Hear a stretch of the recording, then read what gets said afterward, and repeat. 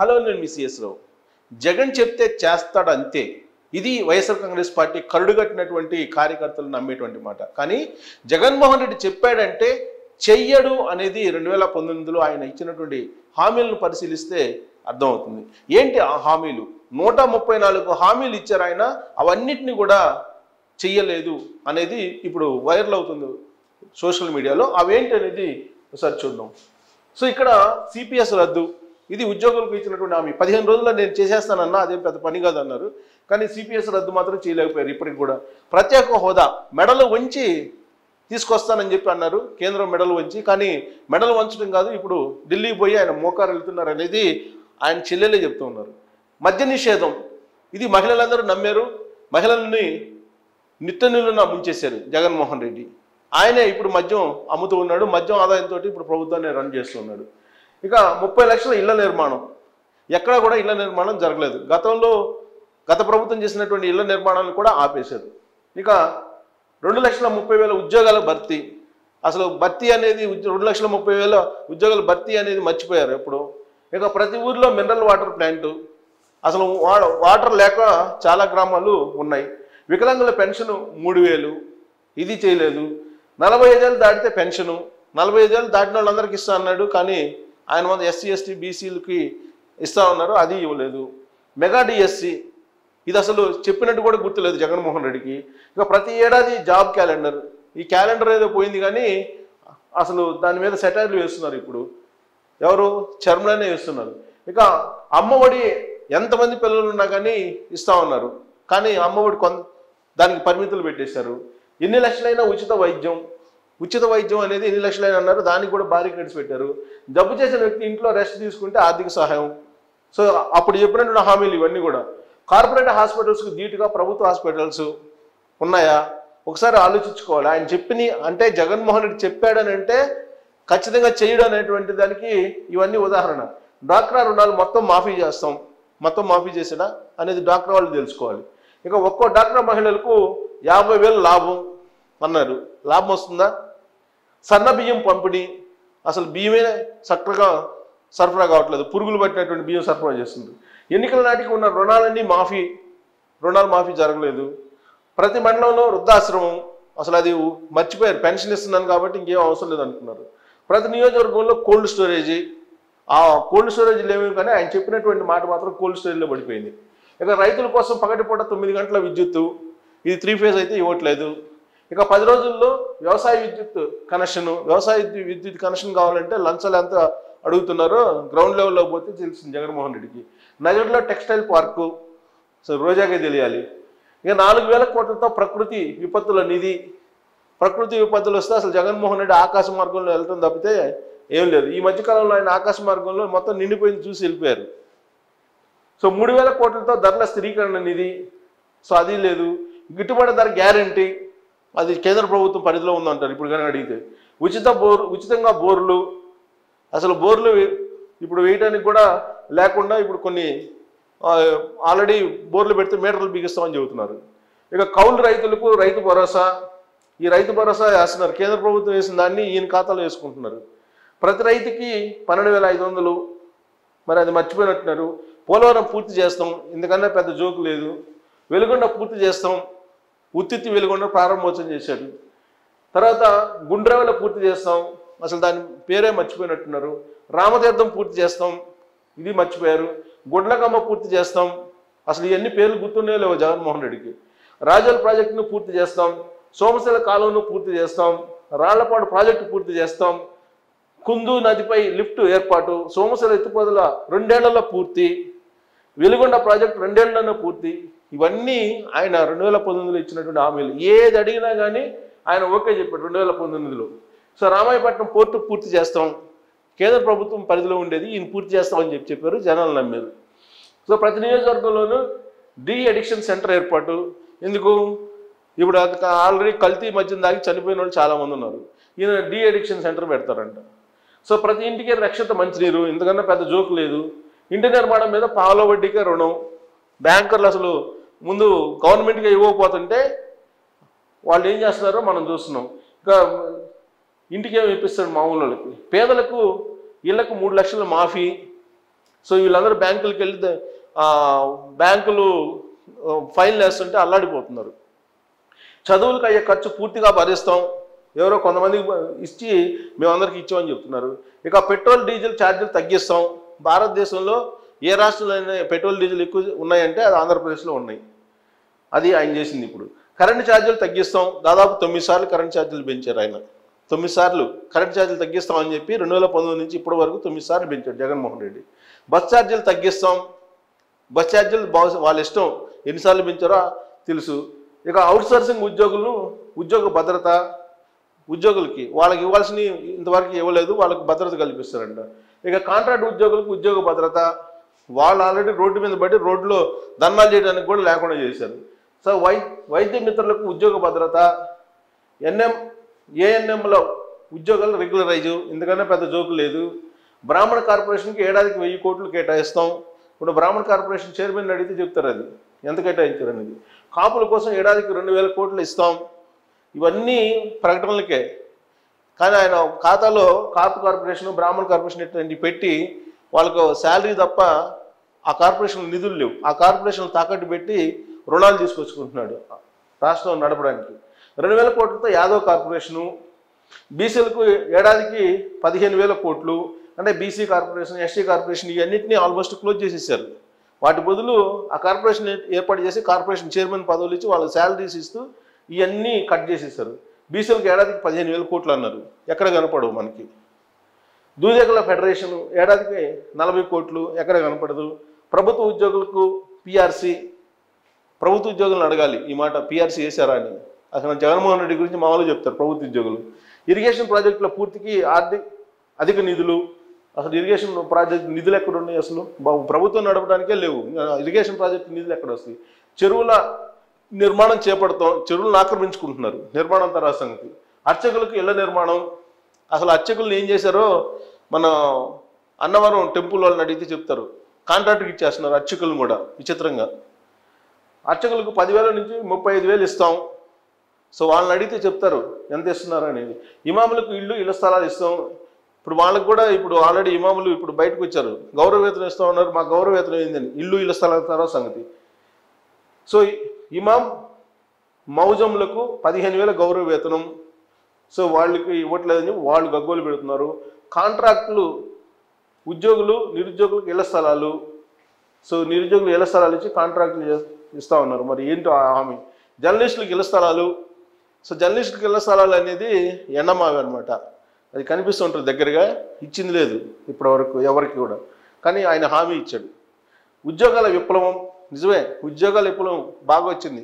ఎందుకు ఎక్కడ వచ్చింది? వైఎస్ఆర్ కాంగ్రెస్ పార్టీలో. వైఎస్ఆర్ కాంగ్రెస్ పార్టీకి సంబంధించినటువంటి సింపథైజర్స్కి ఆల్రెడీ అసలు ఉద్యోగాలు కాంగ్రెస్ పార్టీ, వైఎస్ఆర్ కాంగ్రెస్ పార్టీ కార్యకర్తలకి ఉద్యోగాలు ఇచ్చి ఆఫీసు రాకుండానే శాలరీస్ గౌరవ వేతనం ఇస్తున్నారంట. అది ఉద్యోగాల విప్లవం అంటే. 3 ఏళ్లలో కడప స్టీల్ ప్లాంట్, కడపకు స్టీల్ ప్లాంట్ తెస్తానన్నాడు ఆయన.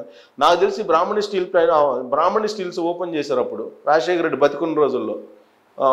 గాలి జనార్దన్ రెడ్డి వాళ్ళిద్దరు నిజంగా వస్తుందేమో అనుకున్నారు, ఇప్పటివరకు లేదు అది.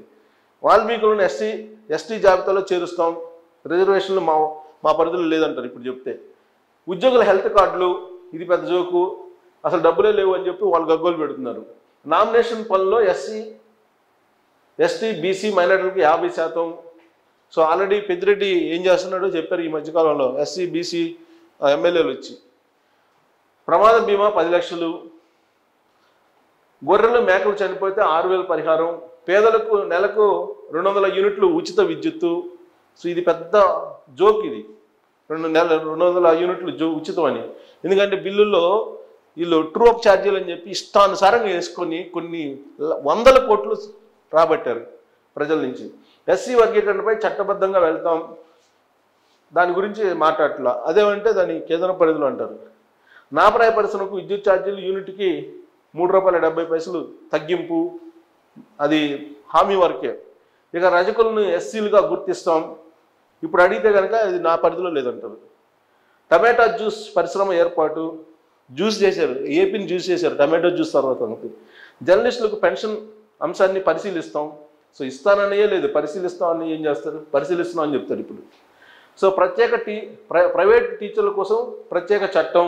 సో వాళ్ళని రోడ్డుని పడేశారు, ప్రైవేట్ టీచర్. అసెంబ్లీలో తీర్మానం, ధర వచ్చే వరకు కోల్డ్ స్టోరేజ్లో ఉచితంగా నిల్వ ఉంచుకునే సదుపాయం, అప్పుడు కానీ అప్పులు పాల్గొగలరు రైతులు. కనీస మద్దతు ధర ఇవ్వండి అని వాళ్ళు అడుగుతుంటే ధర వచ్చేంత వరకు కోల్డ్ స్టోరేజ్లో పెడతారు. అంటే అప్పుడు బ్యాంకు వడ్డీలు లేకపోతే ప్రైవేటు వడ్డీలు పోయి ఆత్మహత్యలు చేసుకుంటారు రైతులు. అప్పులు ఇచ్చిన వారు ఆ కుటుంబాలను పీడించకుండా చట్టం, అప్పులు ఇచ్చిన వాళ్ళు పీడించుకున్న చట్టం అవసరం లేదు, వాళ్ళని పీడించుకుని చాలు. ప్రభుత్వ రంగంలో మూతపడిన డైరీలు తెరిపిస్తాం. సో డైరీలు తెరిపించడం కాదు, ఉన్న డైరీలు మూపిస్తున్నారు. ఇప్పుడు పొన్నూరులో ఏం జరిగింది, అక్కడ పొన్నూరు మాజీ ఎమ్మెల్యేని దూల్పల్లి నరేంద్రను అరెస్ట్ చేసి అక్కడ ఏదో డైరీలో జరుగుతుందని గందరగోళం చేశారు. ఆ డైరీని డిస్టర్బ్ చేయాలని చేశారు. అమూల్ని తీసుకొచ్చే ప్రయత్నం, అంటే గుజరాత్ డైరీలు తీసుకొచ్చే ప్రయత్నం చేస్తున్నాడు. మూతపడిన చక్కెర కర్మాణాలను తెరిపిస్తాం. ఇప్పుడు ఉండే వాటిని మూసేయకపోతే చాలు. నల్లబెల్లం అమ్మకాలపై ఉన్న నిషేధాన్ని ఎత్తేస్తాం. డ్రగ్స్, ఈ నిషేధం ఏమో కానీ డ్రగ్స్ మాత్రం వస్తున్నాయి. సంక్షేమ హాస్టల్ విద్యార్థులకు టమాటా జ్యూస్ పంపిణీ, ఏదైనా పంపిణీ చేస్తారు, వినేవాళ్ళు ఉంటే ఏదైనా చెప్తారు. రైతుల తరహాలో చేనేతలకు బీమా, బీడీ కార్మికులకు గిట్టుబాటు కూలీ లభించేలా చర్యలు. ఇష్టం ఎన్ని హామీలు ఇచ్చారో, 134 హామీలు ఇలా చెప్పుకుంటే కొద్ది గుర్తున్నాయి, కోట్ చేసామన్నమాట. ఇంకా ఇలాంటి చాలా ఉన్నాయి. అమరావతిలో 10 ఎకరాల్లో యాదవ్ భవనం, అమరావతిలో యాదవ్ భవన్ ఇస్తారంట. సో నూలు కొనుగోలుపై 2000 సబ్సిడీ, దుల్హాన్ పథకం కింద యువతలకు 1,00,000 సాయం, ఇస్లామిక్ బ్యాంక్ ఏర్పాటు. ఇప్పుడు ఆ బ్యాంక్ అని ఏర్పాటు చేసినట్టు ఈ బ్యాంక్ నుంచి కూడా అప్పు తీసుకునేవాడు జగన్మోహన్ రెడ్డి. సో కృష్ణా జలాలను పచ్చూరుకు తీసుకొస్తాం. అసలు కృష్ణాలో జలాలే లేవు అక్కడ, అది ఇంతవరకు నిర్మించలేదు, దానికి కనీసం మరమ్మతులు కూడా చేయలేదు. పశువులను కొనుగోలు చేసి పేదలకు పంపిణీ, జనాలనే పశువులను చేసావు కదా దాదాపుగా, అందరినీ మోసం చేసి. భోగాపురం విమానాశ్రయం పూర్తి, ఆ భోగాపురం విమానాశ్రయాన్ని కుదించాడు ల్యాండ్. మందర పోర్టు పూర్తి. కార్మికుల కోసం చేమకుర్తి ప్రాంతంలో ఈఎస్ఏ హాస్పిటల్ ఏర్పాటు. అక్కడ గ్రానైట్ పరిశ్రమ మూతేసేలా చేస్తున్నారు, రైడింగ్ చేసి వాళ్ళకి పని లేకుండా చేస్తున్నారు ఈఎస్ఐ తర్వాత. మోగా చోటి పిల్లలందరికీ ఉచితంగా కాక్లియర్ ఇంప్లాంట్ ఆపరేషన్లు. ఇష్టం ఎన్ని కావాలంటే నేను చెప్పారు. చేనేత మహిళలకు 45 ఏళ్లకే 2000 పింఛను. వైఎస్ఆర్ పెళ్లికాని కింద ప్రతి వధువుకు 1,00,000. ఎంతమందికి ఇచ్చారు జగన్మోహన్ రెడ్డి చెప్పాలి. దళితులపై అక్రమ కేసులు ఎత్తివేత, దళితులపైన కేసులు కాదు డోర్ డెలివరీ చేస్తున్నారు చంపేసి. కొల్లేరు భూములు రీసర్వే చేసి కాంటూరు పరిధి నిర్ణయించి తగిన న్యాయం చేస్తాం. అక్కడ ఎవరైనా వైసీపీ వాళ్ళు ఉంటే న్యాయం చేస్తారు. ప్రతి గ్రామంలో చెరువుల నిర్మాణం, ఆ చెరువుల్లో మట్టి తోడుకుని వెళ్తున్నారు, నిర్మాణం తర్వాత సంగతి, వాటిని డిస్టర్బ్ చేస్తున్నారు. చేపల చెరువులకు నీళ్ళు ఇస్తాం. ఎక్కడి నుంచి తీసుకొచ్చి ఇస్తారు, ఉంటే కదా. రైతుల కాంట్రాక్టులకు రోడ్ ట్యాక్స్ మినహాయింపు, రైతుల ట్రాక్టర్లకు రోడ్ ట్యాక్స్ మినహాయింపు. సో అది కూడా ఇంప్లిమెంట్ చేసినట్లేదు. ఆశా వర్కర్లకు తెలంగాణ కంటే 1000 రూపాయలు అధికం జీతం. ఇది పెద్ద జోకు. దాని మీద 4 రోజులు పాపం వాళ్ళందరూ ధర్నాలు చేశారు, కానీ వాళ్ళు పట్టించుకోలేదు. 500 జనాభా కలిగిన తండాలు గిరిజన గూడెంలు పంచాయతీలుగా మార్పు. నెక్స్ట్ టైం గెలిపిస్తే అప్పుడు చేస్తానంటాడు ఇవన్నీ. గిరిజనులకు పూచీకత్తు లేకుండా పాల వడ్డీకి రుణాలు. పూచీకత్తు లేకుండా ఎవరైనా ఇస్తారా బ్యాంకు వాళ్ళు? అదింట్లో ఆంధ్రప్రదేశ్ నమ్మి, ఆంధ్రప్రదేశ్ ప్రభుత్వం అప్పుల్లో ఉంది, దాన్ని నమ్మి ఎవరు ఇస్తారు? గిరిజనులకు బ్యాక్లాగ్ పోస్టులు, అసలు పోస్టులే లేవు, బ్యాక్లాగ్ ఏమన్నా. పోలవరం నిర్వాసితుల ఇళ్ల స్థలం విస్తీర్ణం పెంపు. సో పోలవరం నిర్మిస్తే కదా. రొయ్యలు చేపలకు మద్దతు ధర, ఇవ్వడానికి అవి చేతిలో ఉందా? ఆక్వాకు ₹50 యూనిట్ విద్యుత్తు, అది అటకెక్కిచ్చారు. కాలువల పక్కనే ప్రతి ఊరిలో సమ్మర్ స్టోరేజ్ ట్యాంకు, అవి కట్టడానికి డబ్బులు ఉంటాయి కదా. ప్రతి ఊరిలో మినరల్ వాటర్ ప్లాంటు. అబ్బో, మినరల్ వాటరే ఇక్కడ, మామూలు నీళ్ళు లేవు, మినరల్ వాటర్ ఎక్కడ? అల్లికలపై ఆధారపడ్డ మహిళలకు ప్రతి నెల 2000 పెట్టుబడి సబ్సిడీ. అగ్రిగోల్డ్ బాధితులకు 1100 కోట్లు విడుదల. ఈ అగ్రిగోల్డ్ అంశాన్ని ఎంత రాజకీయంగా వాడుకున్నారు అప్పట్లో, తర్వాత వాళ్ళ ముఖం వైపు కూడా చూడాలి. బీసీల్లో ప్రాతినిధ్యం లేని కులాలకు ఎమ్మెల్సీ పదవులు. డబ్బున్న వాళ్ళకే కదా ఎమ్మెల్సీ పదవులు, ఎమ్మెల్యే పదవులైనా ఏ క్యాస్ట్లో వాళ్ళైనా. ఉద్యోగుల పదవి విరమణ తర్వాత ఉచితంగా స్థలంతో పాటు ఇళ్ల నిర్మాణం. మాకు నెలకి జీతం చాలు అంటున్నారు వాళ్ళు. ప్రభుత్వ స్కూల్లో అవసరమైన మేరకు టీచర్ల నియామకం. మొత్తం ఉన్న ఉద్యోగాలను స్కూల్నే లేపేడేశారు, స్కూల్ని మెర్జ్ చేసేసి మొత్తం స్కూళ్ళ సంఖ్యనే తగ్గించారు. ఇంకా టీచర్ల నియామకం ఎందుకు? చేనేతలకు జీఎస్టీ భారం తగ్గించేందుకు కృషి. ఇంకేం కృషి చేస్తారులే. కుల వృత్తులకు స్వర్ణయుగం తెస్తాం. ఆల్రెడీ స్వర్ణయుగం అయింది, ఇప్పుడు జగన్ యుగం నడుస్తుంది కదా. జిల్లాకు స్కిల్ డెవలప్మెంట్ సెంటరు. ఎందుకు? ఏ విధంగా దోచుకోవాలి, ఏ విధంగా విదేశాలకు మళ్లించాలని. చేనేత కార్మికులకు వడ్డీ లేకుండా 1,00,000 రుణం, చేనేతలకు ఇల్లు, మగ్గాలకు షెడ్లు నిర్మిస్తాం. ఏ ఇష్టం ఏది అడిగినా అప్పుడు పోవటం, పాదయాత్రలో ఏది కావాలంటే అదెంత పని అమ్మా ఇచ్చేస్తాం అంతే. చేనేత కార్మికులకు 5% GST తగ్గిస్తాం. హైదరాబాద్, బెంగళూరు, చెన్నై వంటి ఏ నగరంలో ఆపరేషన్ చేయించుకున్నా ప్రభుత్వమే భర్తీస్తుంది, ఏపీలో తప్ప. సో అంటే ఇక్కడ ఏమన్నా వైసీపీకి సంబంధించిన హాస్పిటల్ ఉంటే వాటికి పంపిస్తారు. అసలు ఉన్న హాస్పిటల్కే డబ్బులు ఇవ్వలేదు ఇంతవరకు. వాళ్ళు మా ఆరోగ్యశ్రీ మేము ఇంప్లిమెంట్ చేయలేము అంటున్నారు.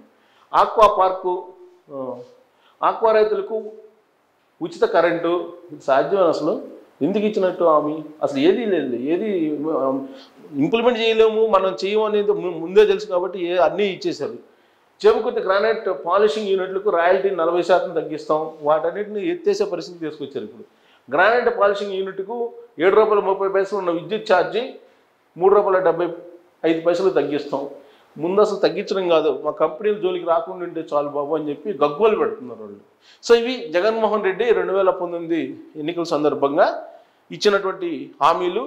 ఆయన నేను ఉన్నాను, నేను విన్నాను అని చెప్పి ఆయన వెళ్ళారు ప్రజల్లోకి. 134 నాకు గుర్తున్న వాటికి ఉన్నంత వరకు నేను కోట్ చేశాను. ఇంకా గుర్తులేని హామీలు చాలా ఉన్నాయి. సో వాటిని అమలు చేసి